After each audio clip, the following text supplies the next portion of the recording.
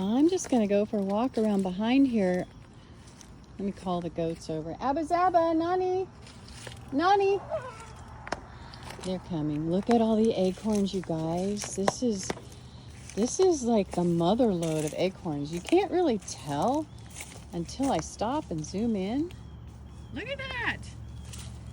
The trees are dropping so many acorns. I don't know if that means it's going to be a really bad winter or what, but that's a lot of acorns. Dang. I should have brought my chair over. I could just sit here. Some studies are being done. I think they're being done in the Middle East. I could be wrong, but universities around the world are doing studies on goats that eat acorns. There is a theory, a hypothesis, that it is a natural dewormer.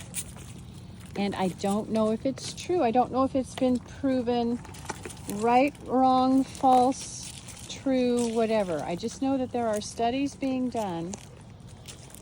Our goats don't have a worm problem here in East Tennessee, and they should. I deworm Rosie a couple of times a year because she's an alpine and she gets real thin and it starts to scare me. She has food available to her 24/7. Sometimes she looks real fat, sometimes she looks real thin. So I do deworm her at least twice a year.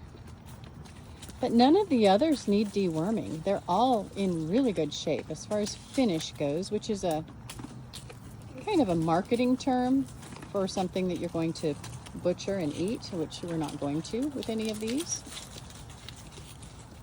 Okay, I'm going to keep walking over here, but very carefully because these are like little marbles. I don't want to slip. Just want to come around the corner. Oh, I like that little cedar tree there. They're actually junipers, but they're called cedars, called Eastern Red Cedar, and they're a juniper. They even get the juniper berries on them. But whatever you call them, I like them. And they definitely smell like cedar and are cedar on the inside. It's a strange truth. Bring you guys over here. We're just going on a little walkabout. I'm wearing flip-flops and shorts. I don't want to go too far over because I've got a lot of chigger bites that are still healing. I don't want to add to my problem. Okay, right there is a tree. That is a mulberry tree. And our first year here, it had fruit on it, and it hasn't had any fruit since then. At least not that I've seen. I got one berry off of it and ate it, and it was delicious. And I was so excited. And every year I come out here and I look at it, and it never has given me any more fruit. Unless it's getting fruit and I'm just missing it and the birds are getting it or the squirrels or something. I don't know. I wish I was the one getting the berries. I love mulberries. I will probably plant more mulberries once we get settled here. I'll probably plant myself a small grove of mulberry trees. I love them. Love them.